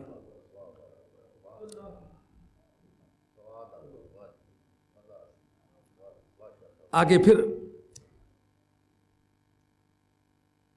حضرت نبی کریم صلی اللہ علیہ وسلم کے دور کی بات کرتے ہوئے کہتے ہیں کہ قال رأیت النبی صلی اللہ علیہ وسلم اذا طلع الفجر جاء الى باب علی وفاطمہ وقال الصلاة الصلاة انما يريد الله ليذهب عنكم الرجس اهل البيت ويطهركم تطہیرا۔ حضرت مولا مرتضیٰ کے دروازے، خاتون جنت کے دروازے کے سامنے کہتے ہیں اہل البیت الصلاة انما يريد الله، یعنی وہ دن قریب آ گئے ہیں جب پروردگار تمہاری پاکیزگی کا اعلان کرنے والے ہیں۔ ان میں سے ایک روایت بھی ایسی ہے کہ فلاں بیوی صاحبہ کے دروازے پر کھڑے ہوئے، وہ ہماری مائیں ہیں، ان کے پاؤں کی خاک ہمارے سامنے تاج سکندری اور تخت دارا سے زیادہ قیمتی ہے، جنہوں نے سرکار دو عالم نظام کی زوجیت پائی ہے۔ ہم تو نبی پاک علیہ السلام کے جو جانور ہیں اس کے برابر بڑے بڑے بادشاہوں کو نہیں سمجھتے، وہ تو ہماری مائیں ہیں، سرکار کی بیویاں ہیں، لیکن کسی کا نام لیا۔ یہ 16 روایتیں پڑھتے پڑھتے ساری رات بیت جائے گی۔ آل بیت کے لیے اس کو نہ سمانا جائے گا کہ شان نزول ہے، اور اس کے لیے سیغے وہ استعمال کریں جو تخصیص کے لیے آتے ہیں۔ اس کا مطلب یہ ہے کہ جن کا یہ عقیدہ ہے ان کی تعداد زیادہ ہے۔ اس میں امام راضی اس آدمی کا نام بولتا ہے، اور جو امام قرطبی اس کا نام بولتا ہے۔ ابن جوزی جیسا آدمی جو غوث ثقلین کا منکر ہے وہ کہتا ہے کہ یہ 5 ہی مراد ہیں، باقی کوئی مراد نہیں۔ آئی بات سمجھ میں؟ تو یہ ان لوگوں کی تعداد زیادہ ہے۔ اگر یہ ثابت ہو جائے کہ آیت پہلے آئی ہے چادر بعد میں ڈالی ہے، اس کا مطلب سرکار نے تفسیر کر دی ہے، تو فن اس بات کی تفسیر سرکار کر دیں، اس میں پھر صحابی کی تفسیر قابل قبول رہتی ہے؟ سرکار خود اس کی تفسیر واضح کر دیں کہ یہ اس کی تفسیر ہے، تو پھر کس کی تفسیر؟ امام طبری وقال آخرون بل عنیا بذالک ازواج رسول اللہ صلی اللہ علیہ وسلم، جو 3 صفحے پورے گزر چکے، اس کے بعد یہ کہتے ہیں ایک طبقے نے کہا کہ اس سے مراد آل بیت سے مراد ازواج مطہرہ، ذکر من قال ذالک، جس آدمی نے یہ کہا اس سے مراد حضور کی ازواج ہیں، اب ان کا ذکر ہونے لگا، فہرست بتانے لگے وہ کتنے آدمی ہیں، کون ہیں، کیا کہتے ہیں، الفاظ کیا ہے۔ لیجئے ابن حمید قال حدثنا یکشع بن واضح قال حدثنا الاصبع عن علقمہ قال کان، بتا چکا ہوں کس کا ذکر کیا ہے، امام جلال السیوطی کا۔ کتاب کون سی؟ تدریب الراوی شرح تقریب النواوی۔ کس جگہ؟ جہاں انہوں نے کہا مسلم اور بخاری میں رافضیوں، شیعوں، معتزلوں اور خارجیوں سے بھری ہوئی ہے، بخاری بھی اور مسلم بھی ہیں۔ کتنے موافق پڑے وہ لوگ کہ جنہوں نے آل بیت کا انکار کیا، کسی نے چوں بھی نہیں کی کہ ہم ان کی روایتیں نہیں لیتے، لیکن کسی نے کہا یہ جناب حیدر کرار کو بہت بہتر سمجھتا تھا، آج اس پر گفتگو نہیں کرتے، کبھی اس پر گفتگو بڑی تسلی سے کریں گے انشاءاللہ۔ کہا یہ مسلمان نہیں رہا۔ اچھا پھر کیا ہوگا؟ کون لکھتا ہے؟ علامہ بدر الدین عینی لکھتے ہیں بدر القاری شرح بخاری میں۔ کون لکھتا ہے؟ امام حضرت اسقلانی لکھتے ہیں۔ کہاں لکھتے ہیں؟ فتح الباری شرح بخاری میں۔ کون لکھتا ہے؟ حضرت علامہ قسطلانی لکھتے ہیں۔ کس کتاب میں لکھتے ہیں؟ ارشاد الساری شرح بخاری کے اندر لکھتے ہیں۔ کون لکھتا ہے؟ نہایت میں امام حضرت ابن کثیر لکھتا ہے۔ کون لکھتا ہے؟ شہزاد صاحب کے اندر ابن عماد حنبلی لکھتا ہے۔ ایک درجن سے کتابیں زیادہ پیش کر سکتا ہوں جو یہ کہیں کہ حضرت عبداللہ ابن عمر رضی اللہ عنہ ساری زندگی جناب مولا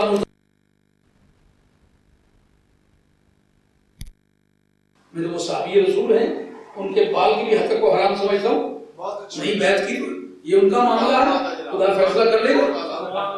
حضرت سعد بن عبادہ رضی اللہ عنہ نے جناب صدیق اکبر کی بیعت نہیں کی، فاروق اعظم کی بیعت نہیں کی، ساری زندگی اور جب تک جیے ان دونوں خلیفوں کا دور پایا دونوں کی بیعت نہیں کی. شام میں ان کی موت واقع ہوئی. جس وقت کہ خلافت کا مسئلہ چلا تھا، دوسری طرف سے کینڈیڈیٹ تھے وہ، جب ان کی بات نہیں مانی گئی تو مدینہ شریف چھوڑ کے چلے گئے، شام میں رہے، وہی موت واقع ہوئی. کیا خیال ہے ان کے بارے میں؟ آج تک کسی کی جرت ہے ان کے بال کے آدمیوں کو تو کافر مشرک کہتے وقت میں آسانی معلوم ہوتی ہے، جب وہ پیمانہ وہاں لگایا جائے تو بات کرنے کی توفیق نہ ہو. سمجھ میں آ رہی ہے بات؟ ہاں. کانا اکرمہ ینادی فی السوق کے ایک ہی اس بات کا راوی ہے کہ یہ آل بیت اتنا مضبوط مذہب ہے، بندہ ایک ہے، مذہباً خارجی ہے اور ہے بھی اکیلا، نہ آیت اس کے پاس نہ حدیث ہے، وہ مذہب معتبر ہے.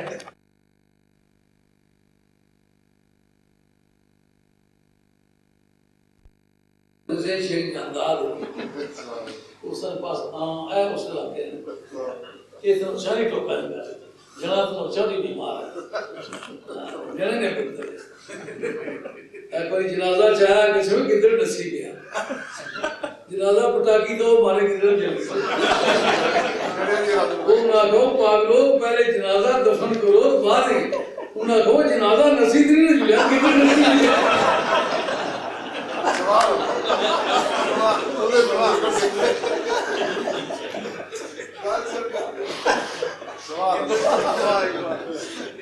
شیخ جاندار دروازے پر کھڑی نا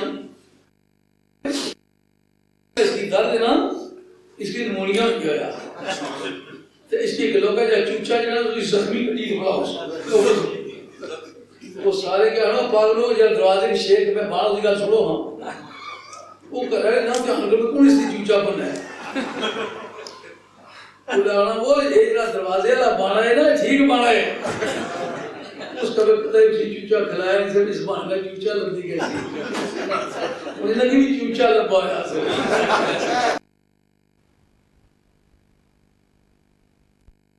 اور یہ کتابیں جو ہیں پیش کرنے کا پابند دکھاؤں گا. جلال الدین سیوطی رحمۃ اللہ علیہ جیسا ایک محقق آدمی وہ لکھتا ہے اور اپنی تدریب الراوی میں لکھتا ہے جو علم المصطلح کی بڑی مشہور ترین کتاب ہے. وہ کہتا ہے کانا ینادی فی السوق کے بازاروں میں آوازیں کشتا تھا انما یرید اللہ یذبان مرسال بیت الدار تذکرہ قال نظرت فی نساء النبی صلی اللہ علیہ وسلم. وہ کہتا تھا یہ نبی پاک علیہ السلام کی بیویوں کے بارے میں نازل ہوئی ہے. کوئی ثبوت؟ ان کا ثبوت بیان بھی میرے پاس اور کوئی ثبوت نہیں بس.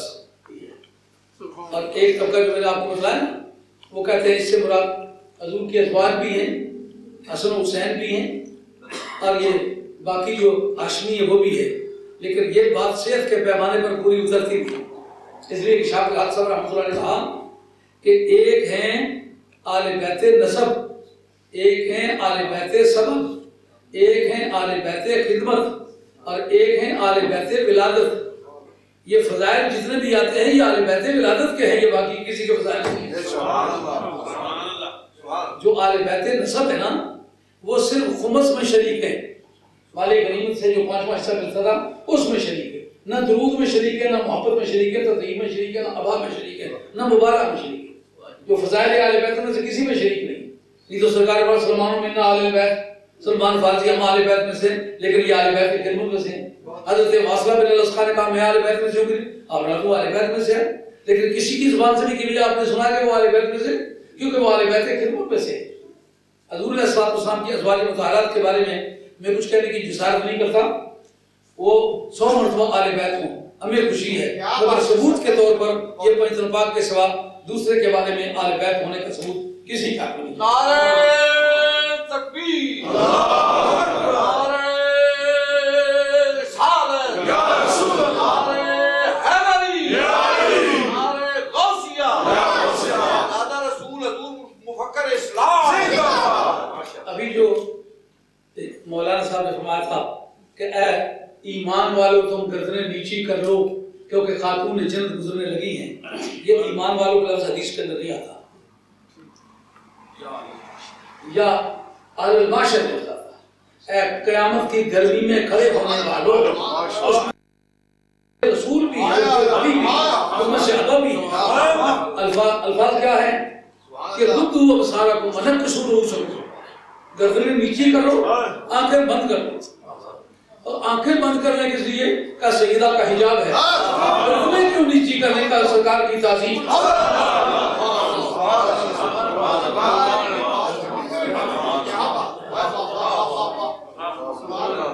آج کی اس نشست میں ایک یادگاری بات عرض کروں، ملت کی جتنی بیٹیاں ہیں اگر ان سے میں یہ عرض کر ڈالوں کہ مجھے ایک مرتبہ سوچ کے بتلاؤ، جنت کی وہ ملکہ بنی تو ہیں مگر ان کے اوصاف کیا ہیں؟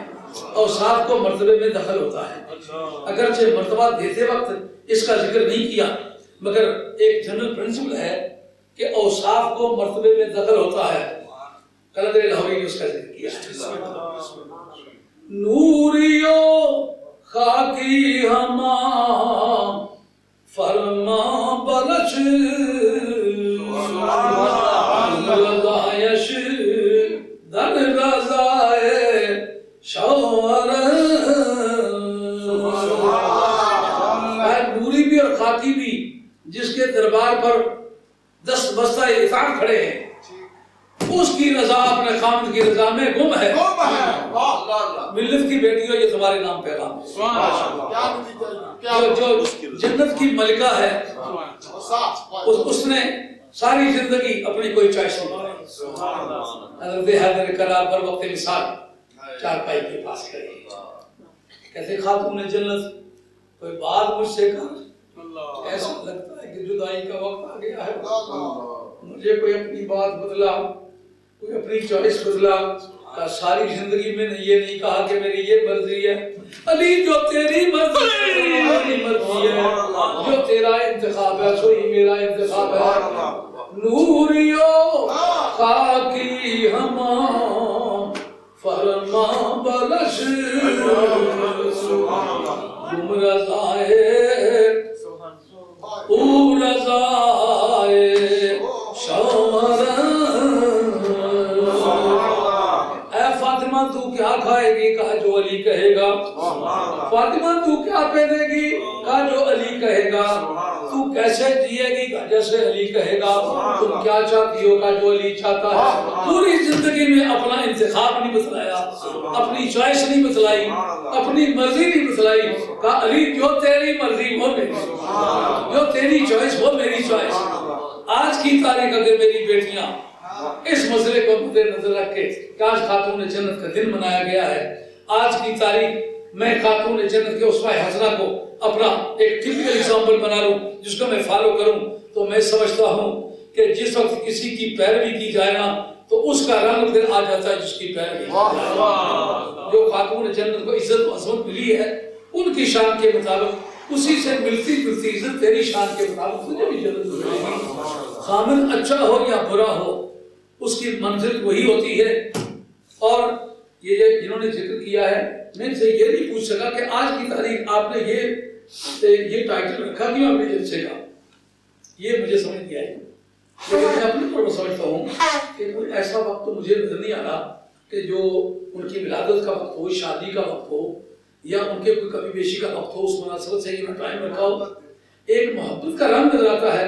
اس پر میں ایک حدیث پیش کرتا ہوں جو ترمذی شریف کے اندر موجود ہے، اور حضرت قاضی ایاز صاحب رحمۃ اللہ تعالی نے کتاب الشفا فی تعریف حقوق المصطفیٰ کے اندر لکھا ہے کہ حضرت حیدر کرار راوی ہیں رویہ ان علی قال قال رسول اللہ صلی اللہ علیہ وسلم اخذ بید الحسن و فقال من احبنی و احب هذین و احب اباہما و امہما کان معی فی درجتی یوم القیامہ۔ یہ ترمذی شریف کے اندر بھی موجود ہے، قاضی ایاز صاحب رحمۃ اللہ کی شفا کے اندر بھی موجود ہے۔ راوی کون ہے؟ علی۔ فن حدیث کی روح سے سب سے اعلیٰ سند وہ ہوگی جس کو علی روایت ہے۔ اب روایت کیا ہے؟ سرکار نے امام حسن کا ہاتھ پکڑا، امام حسین کا ہاتھ پکڑا، ان دونوں کا ہاتھ پکڑ کے کہتے ہیں من احبانی، کوئی مجھ سے پیار کرے، فاحب ہذین، اور حسنین کریمین سے بھی پیار کرے، اور ان کے ماں باپ سے بھی پیار کرے. 5 ہو گئے نا. کہا ویسے یوں تو المرء مع من احب، جو جس سے پیار کرے گا اسی کے ساتھ ہوگا، لیکن لفظ آگے آ رہا ہے واہ میرے محبوب تیری رولنگ پہ قربان.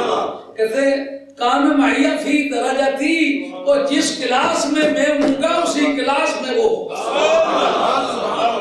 معلوم آپ پنجن پاک کی محبت نبی پاک علیہ السلام کی کلاس میں لے جانے کا طریقہ ہے. اسی لیے امام شافعی رحمۃ اللہ علیہ فرماتے ہیں اہل النبی ذریعتی وہم الیہ وسیلتی، اہل النبی ذریعتی وہم الیہ وسیلتی ارجو بہم غدا بید الیمین صحیفتی.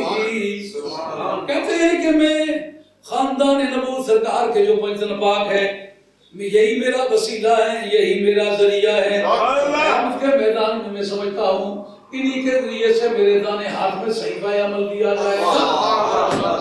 خدایا باغ کے بنی فاطمہ، خدایا باغ کے بنی فاطمہ کہ برکول ایمان کنی فاطمہ، کہ برکول ایمان کنی فاطمہ. آپ کے پاس وقت ہے نا مجھے؟ وہ بات ہے. ہاں تو سب کو وقت نہیں وقت نہیں لگانا پڑی.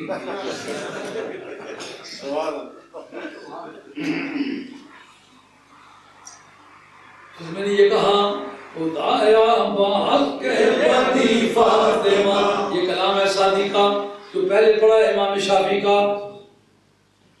امام بخاری ان کا مقلد، امام مسلم ان کا مقلد، امام ترمذی ان کا مقلد، امام نسائی ان کا مقلد، امام ابو داؤد ان کا مقلد، اور امام ابن ماجہ ان کا مقلد.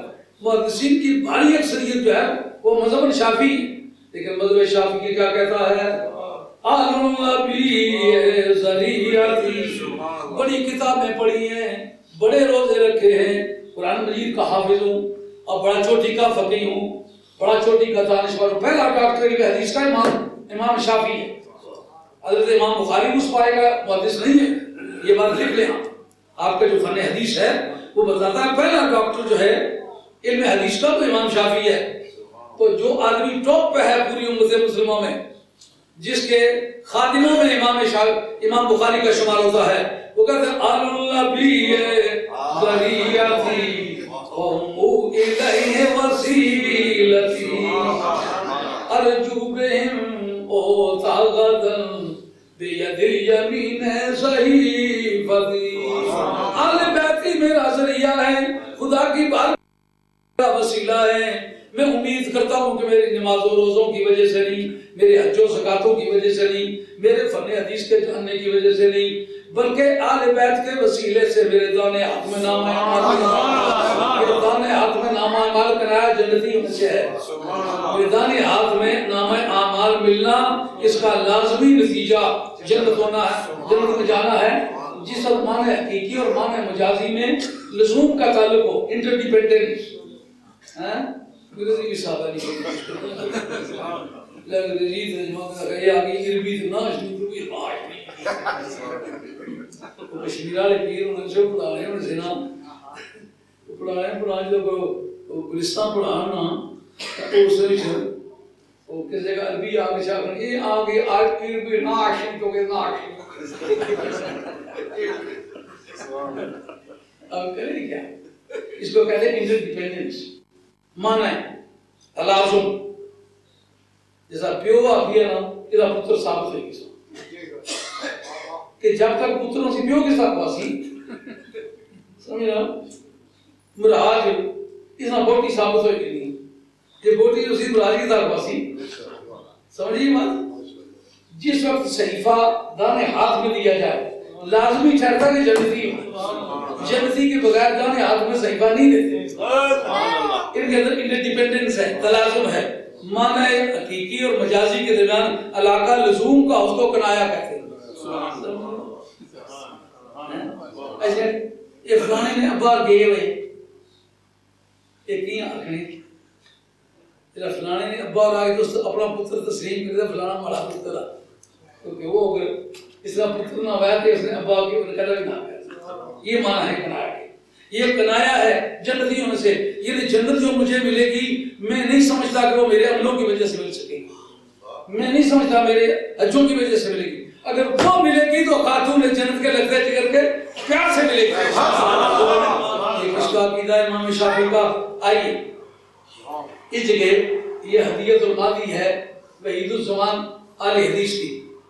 وحید الزمان وہابی بزرگ ہیں, یہ ان کی کتاب ہدیت الماضی.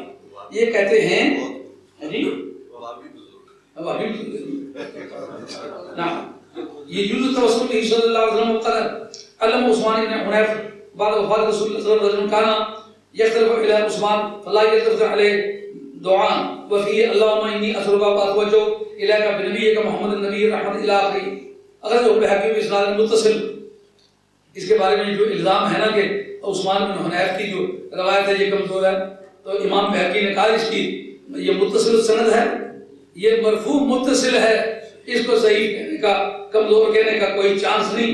ایک تو اتصال سند ہے اور رجال الثقات, اس کے سارے مرد ثقہ ہیں, راوی مضبوط ہیں, چینل آف اتھارٹی تسلی بخش ہے, حدیث پکی.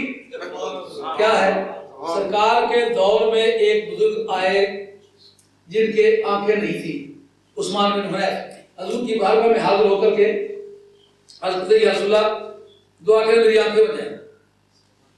آپ فرمائے سے وضو کر مسجد نبی کے اندر چلا جا, وہاں جا کر کے اللہ کی بارگاہ میں سر سجدے میں رکھ اور یوں کہہ اللہم انی اتوسل بنبیک نبی الرحمت وانا یا اللہ انما اتوسل بک الی نبیک نبی الرحمت.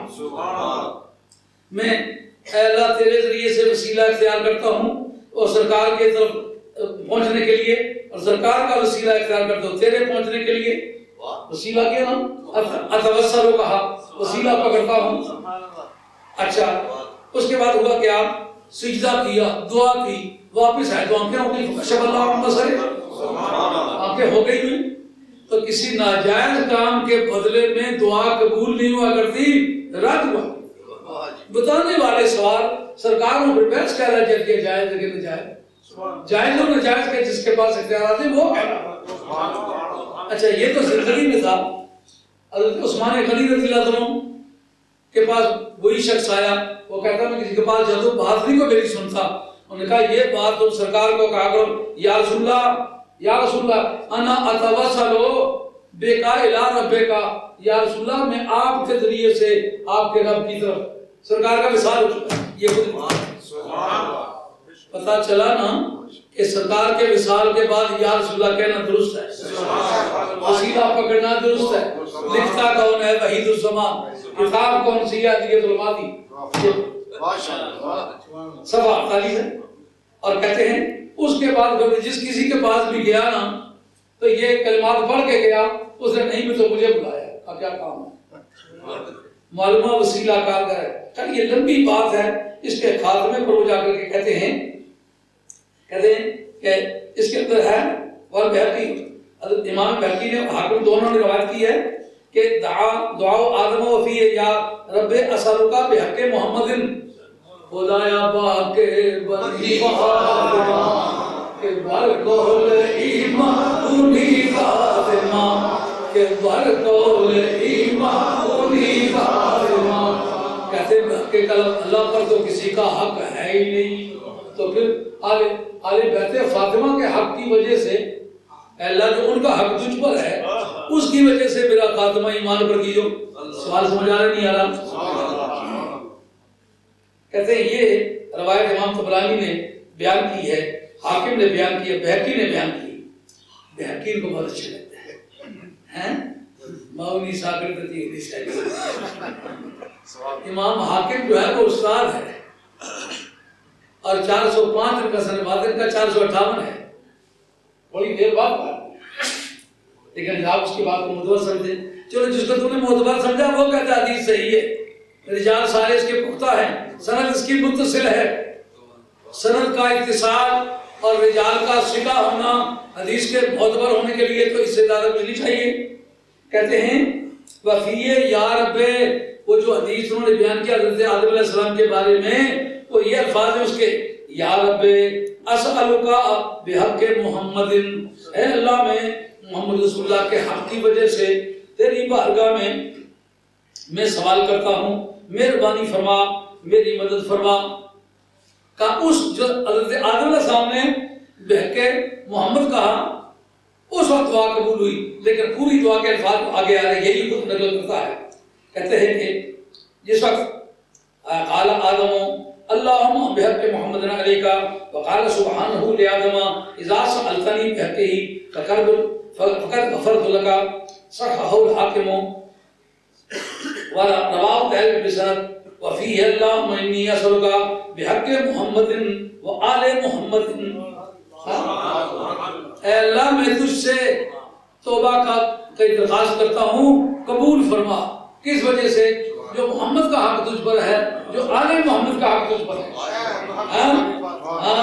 آگے پر صاحب بات آ رہی ہے، نبی کریم علیہ السلام حضرت عبداللہ بن عباس کہتے ہیں، ابن نجار عن ابن عباس قال سألت رسول اللہ صلی اللہ علیہ وسلم عن الکلمات التي تلقاها آدم من ربه، حضور سے میں نے سوال کیا یا رسول اللہ صلی اللہ علیہ وسلم مہربانی کر کے بتلائیے کہ جو کہا فتلقا آدم من ربه کلمات، سنگی ٹیکسیوں کے بریکاں سے لگی ہیں یہاں سنگیوں کیا مطلب ہے پتہ کرسی سبحان اللہ، اللہ گلا کھل سننا پھر پتہ لسی ساری زندگی کی کمائی ہے یہ پھر بھول دے نہیں بول بکھڑے تو کل کھانے جوڑنا کیا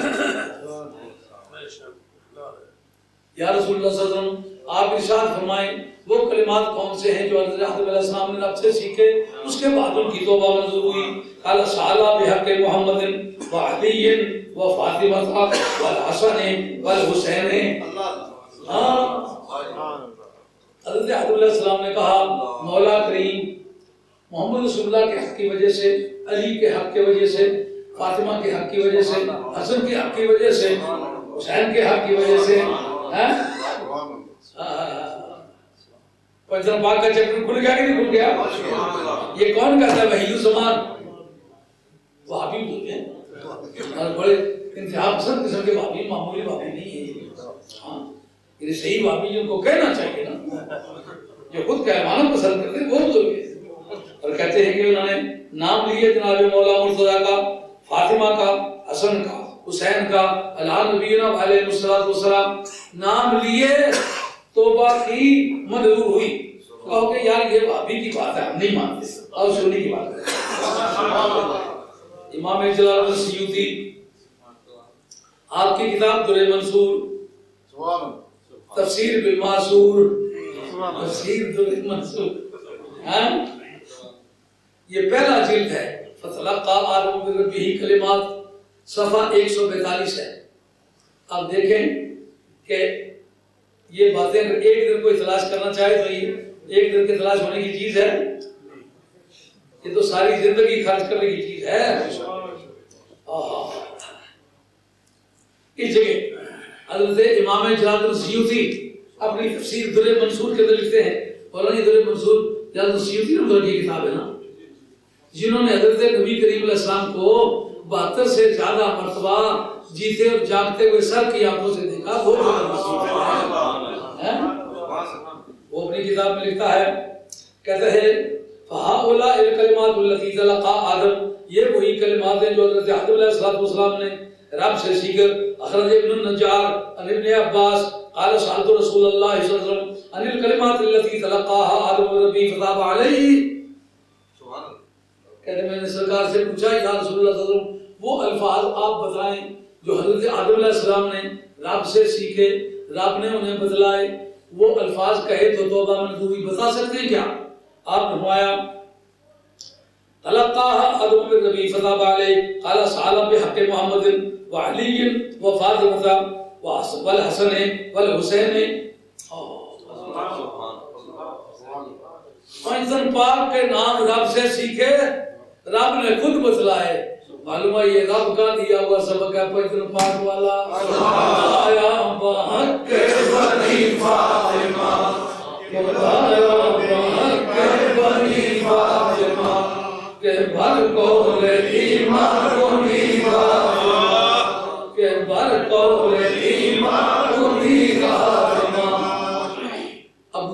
شریف کی حدیث ہے، حضرت سیدہ خاتون جنت جب آتی تو سرکار کھڑے کرتے، ان فاطمہ اذا کانت جات، جب وہ آتی تو فقام رسول اللہ، سرکار کھڑے ہو جاتے، فقبل بین حاجبیہا، سرکار ان کے دونوں بھووں کے درمیان بوسا لیتے، پیار سے شفقت سے لپٹا لیتے۔ جبریل میں تم سے پوچھتا ہوں، پہلی تاریخ سے لے کر کے آخری تاریخ تک سرکار کی بارگاہ میں آتے رہے ہو، کبھی تیری تعظیم کے لیے بھی سرکار اٹھے؟ ہاں، وہ نبیوں اور رسولوں، اللہ کے پاک بندوں، اللہ کے پیارے لوگوں، تم جب آتے رہے سرکار کھڑے ہو کے ملتے رہے، اور صدیق اکبر سرکار کا تو سرفروش سپاہی ہے، پوری امت کا سردار ہے، کبھی تو آیا ہے تو تیرے تعظیم کے لیے سرکار کھڑے ہوئے، اور سرکار کے اکھاڑے کے رستم فاروق اعظم تم آئے ہو، کبھی سرکار کھڑے ہوئے، عثمان غنی تو سرکار کا خزانہ ہے، تو نے سرکار کے مشن کے لیے پیسے لٹائے، کبھی آپ آئے ہو تو سرکار کھڑے ہوئے ہیں، اشرا مبشرہ تمہیں جنتی ہونے کا سرٹیفکیٹ، نہ پہلی بات کبھی اس پر غور کرو، پہلے نبیوں اور رسولوں کی امتوں میں کوئی ایسا شخص گزرا ہے جس کو دنیا میں جنتی ہونے کا سرٹیفکیٹ ملا ہو؟ جنت و دوزخ کے فیصلے قیامت کے حساب کے بعد ہوں گے، واہ میرے مصطفیٰ تیری مختاری پر قربان، کتنی بڑی تیری شان ہے، قیامت آئی ہی نہیں، جنت کے فیصلے پہلے ہو گئے، لیکن کہا کہ کیا اس بات کی ضمانت ہے گناہ کریں گے نہیں؟ کہا ماں بنا عثمان ماں بلا بات نہیں، یہ ماں و مختصر معنی والا ماں ہے، کہتا ہے گناہ کرے تو کرے، گناہ اس کا آج کچھ نہیں کر سکتے، ہم نے قانونی وجود سے پاک کر جنتی ہونے کا سرٹیفکیٹ جن کو دنیا میں دے دیا گیا، آپ لوگ آئے ہیں تو کبھی سرکار کھڑے ہوئے، کبھی کھڑے نہیں ہوئے، اے خدیجہ کبریٰ کبھی آپ آئی ہیں سرکار کھڑے ہوئے نہیں، کبھی نہیں کھڑے ہوئے، اے حضرت عائشہ کبھی آپ آئی ہیں سرکار کھڑے ہوئے ہوں، آپ حضور نبی کریم علیہ السلام کی ساسیں آئی ہوں کبھی کھڑے ہوئے ہوں نہیں، کبھی کھڑے نہیں ہوئے، اور کس کے لیے کھڑے ہوتے ہیں؟ ایک خاتون جنت کے لیے، خدایا محمد کے بنی فاطمہ کے بھر کو ایمان کی فاطمہ کے بھر کو ایمان کی فاطمہ، یہ تھا آج کا بیان، لیکن اب مجھے پتہ نہیں کہ کب سے بات شروع کی ہے، نہ آخر نام پر نہ باہر رکھا میں جی 1.5 گھنٹے سے اوپر ہو گیا ہے، اللہ معافی فرمائے۔ اب زندگی کا ایک آخری حصہ ہے، طریقہ دنیا سے چلنے والے ہیں، یہ باتیں بڑے ذوق شوق سے کی ہیں، اگر زندگی کے آخری ایام گزرے ہیں تو حضور مصطفیٰ حضرت سیدۃ النساء ان کے گھر آپ نے پیدا کیا ہے، حسنین کریمین جن کا خون اللہ نے دل سے بھی دیا ہے، ان کی باتیں پیار سے نبی پاک علیہ السلام کی ازواج مطہرات جو ہمارے لیے بھی اسی طرح محترم ہیں جس طرح خاتون جنت کے لیے محترم ہیں، جس طرح حسن و حسین کے لیے محترم ہیں، جس طرح حضرت مولا مرتضیٰ کے لیے محترم، ان کا بھی نام پیار و محبت سے لیا ہے، حضور کے صحابہ کرام کا نام عزت و تکریم سے لیا ہے، قیامت کے میدان میں اللہ تعالیٰ حاضر کرے، اگر کوئی خطا کا کلمہ نکلا اللہ معافی فرمائے، آپ کے دوست میری نیتی اور اس نے عقیدہ کی شرطہ سے آئے ہیں، دعا کرتا ہوں اللہ سب کے بڑے پاک میں آپ سے اجازت چاہتا ہوں، وما علینا الا البلاغ المبین وآخر دعوانا۔ تقلید امام حنیفہ کی کیوں ہے؟ صدیق اکبر کی کیوں نہیں؟ فاروق اعظم کی کیوں نہیں؟ بات سمجھ آ رہی ہے نہیں آ رہی؟ چونکہ میں حضرت صدیق اکبر رضی اللہ عنہ کو پوری امت سے افضل سمجھتا ہوں، حضور کا خلیفہ اول سمجھتا ہوں،